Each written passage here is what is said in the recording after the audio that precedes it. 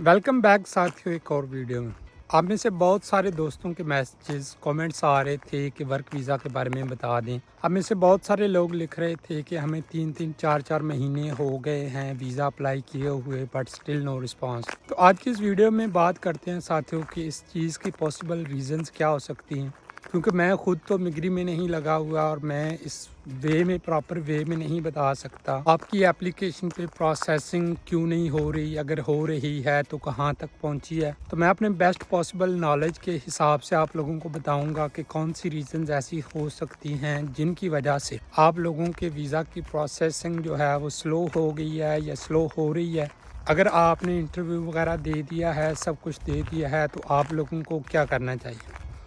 तो अगर आपने भी वीज़ा अप्लाई किया है या अप्लाई करने का सोच रहे हैं तो ये वीडियो आप लोगों के लिए बहुत ज़्यादा इंपॉर्टेंट होने वाली है। दूसरा, आज मैं आप लोगों के साथ कुछ और भी बातें करूंगा उन लोगों से जो कि स्टूडेंट वीज़ा पे आना चाह रहे हैं या जो पाकिस्तान में स्टडी कर रहे हैं। आप लोगों को बताऊंगा कि आपको कौन कौन सी चीज़ें करनी चाहिए अगर आप स्टूडेंट हैं या स्टडी कर रहे हैं पाकिस्तान में। तो कौन सी ऐसी चीज़ें हैं या कौन सी ऐसी मिस्टेक्स हैं जिनसे आप लोगों को अवॉइड करना चाहिए, क्योंकि मैं जब स्टडी कर रहा था तो मेरे को ये बातें किसी ने नहीं बताई। अगर किसी ने बताई भी थी तो मैंने उन बातों पे अमल नहीं किया और उन चीज़ों का मुझे बहुत ज़्यादा अब रिग्रेट होता है और मैं नहीं चाहता कि जिस तरह मैं रिग्रेट करता हूँ कल को कोई और भी करे। अगर आप भी स्टडी वगैरह कर रहे हैं तो आज की वीडियो आप लोगों भी ज़रूर देखिएगा। अगर कोई एल्डर एज का बंदा देख रहा है तो वो भी इस वीडियो को एंड तक ज़रूर देखे, क्योंकि हो सकता है कि जो बातें मैं आप लोगों से इस वीडियो में करूँगा आप कल को अपने बच्चों को वो बातें बता वो एक अच्छे रास्ते पे चलना शुरू कर दें या एक अच्छी ज़िंदगी गुजारें। तो वीडियो को एंड तक देखिएगा, उम्मीद है आपको बहुत कुछ सीखने को मिलेगा। तो जो सबसे पहला क्वेश्चन जो आप लोगों की जानब से पूछा जाता है वो ये है कि गुलरेज़ भाई, हमें तकरीबन 4 या 5 महीने हो गए हैं वीज़ा की एप्लीकेशन डाले हुए, लेकिन अभी तक कोई रिस्पांस नहीं मिला हम लोगों को। तो साथियों, अगर आपकी भी सिचुएशन इस तरह की है, अगर आपको 4 या 5 महीने वीज़ा अप्लाई किए हुए हो गए हैं और आपको कोई अभी तक रिस्पांस नहीं आया, उसकी सबसे पहली और सबसे मेन रीज़न, और जो मेरे को लगता है कि 100% यही रीज़न होगी, वो ये है कि मिग्री वाले आपका जो भी एम्प्लॉयर है उससे कांटेक्ट में आने की कोशिश कर रहे हैं या उनको कोई डॉक्यूमेंट चाहिए आपके एम्प्लॉयर से, जो कि वो बार उस आपके एम्प्लॉयर से रिक्वेस्ट कर रहे हैं और आपका एम्प्लॉयर या तो उनको रिस्पांस नहीं कर रहा या आपके एम्प्लॉयर को पता नहीं कि मिग्री वाले उससे कांटेक्ट करने की कोशिश कर रहे हैं। क्योंकि ये बात ऐसे नहीं कि मैंने हवा में छोड़ दी, मेरे 1-2 दोस्तों के साथ ये ऑलरेडी हो चुका है। वो दोस्त यहाँ पे फिनलैंड में ही रहते थे और उन्होंने जब अपनी एक्सटेंशन की एप्लीकेशन डाली तो उनको 4 या 5 महीने तक कोई रिस्पांस नहीं आया था, सेम इसी तरह जिस तरह आप लोगों के साथ हो रहा है। तो जब हमने उस मसले में प्रोब किया तो हमें ये पता चला, उसने ते ऑफ़िस को जब कॉल की मेरे दोस्त ने,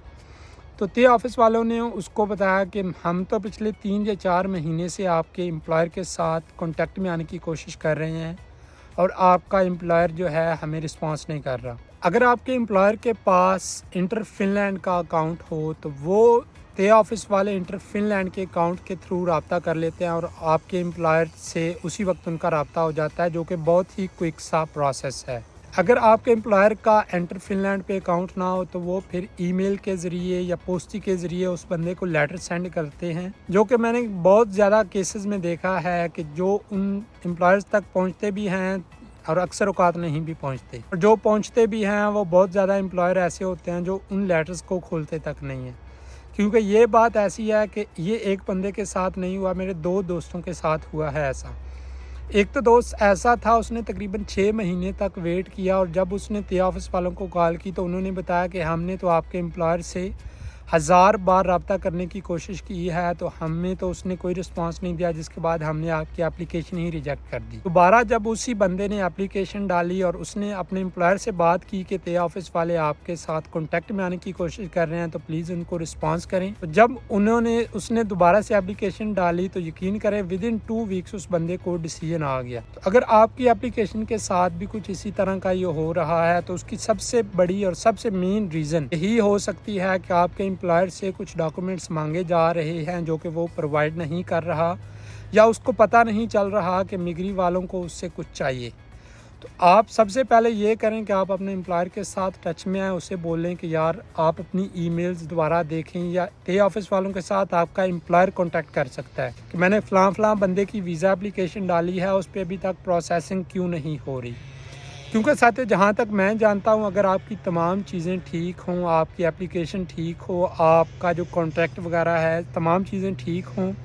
تو 1 منتھ یا میکسیمم 2 یا 3 منتھس اگر آپ فن لینڈ سے باہر سے کہیں سے اپلائی کر رہے ہیں تو اتنا ہی time most of the cases میں لگتا ہے۔ ہاں، اگر آپ کا امپلائر انہیں کوئی چیز سبمٹ نہیں کرتا اور وہ آپ کے امپلائر سے ریکویسٹ کرتے ہیں تو پھر جو ہے ان کیسز میں ٹائم زیادہ لگ سکتا ہے۔ تو آپ اپنے امپلائر کے ساتھ کانٹیکٹ کرنے کی کوشش کریں اور اس کو بولیں کہ مگری والوں کے ساتھ کانٹیکٹ میں آئے، ان کو جو چیز بھی چاہیے ان کو وہ چیز پرووائڈ کریں، اور آپ کی پروسیسنگ آپ دیکھیں گے کہ بہت جلد ہو جائے گی۔ اور دوسری بات میں کروں گا ان تمام اسٹوڈنٹس سے جنہوں نے ابھی اپنی میٹرک کا ایگزام دیا ہے، یا جنہوں نے ابھی اپنی کالج میں ایڈمیشن لیا ہے، یا آپ کا کالج فنش ہو چکا ہے، آپ یونیورسٹی میں جا چکے ہیں، تو خدا کے لیے میری آپ لوگوں سے ریکویسٹ ہے کہ اپنی کالج کی یا اپنی یونیورسٹی پہ صرف ریلائی مت کریں۔ آپ کے اگر 1000 نمبر بھی ہوں گے اور آپ فائنینشلی سکسیزفل نہیں ہوں گے تو آپ کی کوئی بندہ جو ہے آپ کو سکسیزفل نہیں بولے گا۔ کیونکہ میں نے پچھلی ویڈیو میں جس دوست کے بارے میں آپ لوگوں کو بتایا جو کہ بول رہا تھا کہ فن لینڈ کا ایجوکیشن سسٹم بہت ہی برا ایجوکیشن سسٹم ہے، وہ بندہ میرے کو بتا رہا تھا کہ اس کے میٹرک میں 1050 نمبر تھے، اور ایف ایس سی میں سیم اسی طرح کے 1040 یا اس طرح کے کچھ نمبر تھے، اور وہ بیچارہ یہاں پہ آنے کے بعد وولٹ کر رہا ہے۔ تو ساتھ اگر آپ بھی اس طرح کی کمپلیکیشن سے فیوچر میں بچنا چاہتے ہیں تو خدا کے لیے اپنی کالج کی سٹڈی کے ساتھ ساتھ کسی دوسری سکل پہ دھیان دیں۔ کالج کی سٹڈی بھی کریں آپ لوگوں کو، میں بالکل اس حق میں نہیں کہ آپ اپنی کالج کی سٹڈی کو چھوڑ کے کسی اور سائڈ پہ چلے جائیں۔ آپ اپنے کالج کی سٹڈی بھی کریں، ڈگری بھی کریں، لیکن ساتھ ساتھ میں کوئی سکل ضرور سیکھیں۔ دیکھا ہوگا کہ جتنے بھی انفلوئنسرز ہیں، جتنوں کو میں جانتا ہوں، وہ لوگوں کو یہی سجیسٹ کرتے ہیں کہ کوئی نہ کوئی سکل سیکھ لیں، ڈیجیٹل مارکیٹنگ کی سکل سیکھ لیں، کاپی رائٹنگ سیکھ لیں، یا بہت ساری ہزاروں ایسی سکلز ہیں ساتھی جو انسان سیکھنے والا ہو تو وہ سیکھ سکتا ہے اور ہزاروں ڈالرز کما سکتے ہیں۔ آپ بھی سٹڈی کر رہے ہیں تو اپنی سٹڈی کے ساتھ ساتھ اسی طرح کی سکلز پہ بھی دھیان دیں، تاکہ کل کو جب آپ اپنے کسی یونیورسٹی میں جائیں یا کالج میں جائیں تو آپ لوگ اپنے ایکسپینسز خود برداشت کر سکیں۔ پاکستان میں جس طرح کے حالات چل رہے ہیں آپ سب کو پتہ ہے کہ پاکستان میں جو بندہ ہے وہ زیادہ سے زیادہ 50-60 ہزار یا 1 لاکھ بندہ کما لیتا ہوگا، اور اس لاکھ کا پاکستان میں کچھ بھی نہیں بنتا۔ اگر آپ فیوچر میں سکسیزفل ہونا چاہتے ہیں تو اپنی کالج کے ساتھ ساتھ کسی دوسری سکل کو بھی سیکھیں، اور اگر آپ اپنی کالج کی یا یونیورسٹی کی سٹڈی کمپلیٹ کر چکے ہیں اور آپ جاب کرتے ہیں تو جاب کے ساتھ بھی آپ کو سکل سیکھنی چاہیے۔ اگر آپ آفس میں بھی جاب کرتے ہیں تو 8 سے 4 بھی اگر آپ لوگ جاب کرتے ہیں تو اس کے بعد بھی آپ کے پاس بہت سارا ٹائم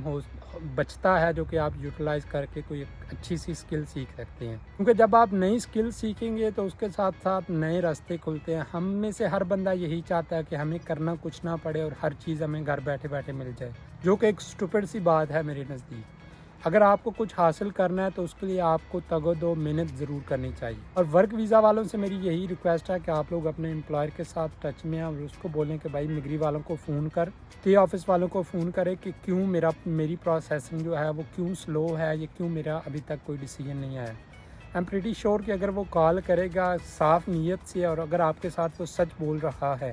تو اس کو تمام مسئلہ یا جو بھی مسئلہ چل رہا ہوگا وہ ٹی آفس والے اسے بتا دیں گے۔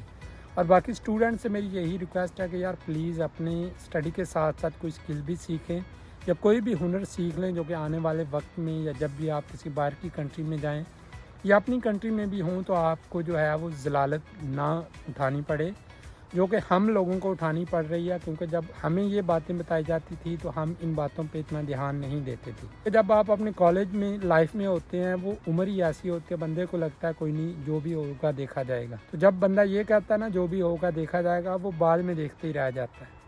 اگر آپ ان چیزوں سے بچنا چاہتے ہیں تو اپنی زندگی کے ساتھ سیریس ہو جائیں، کیونکہ زندگی بہت مشکل ہے۔ اگر کوئی بھی اور کویسچن ہو تو کمنٹ سیکشن میں پوچھے گا، تو ملتے ہیں نیکسٹ ویڈیو میں، تب تک کے لیے لو اینڈ پیس۔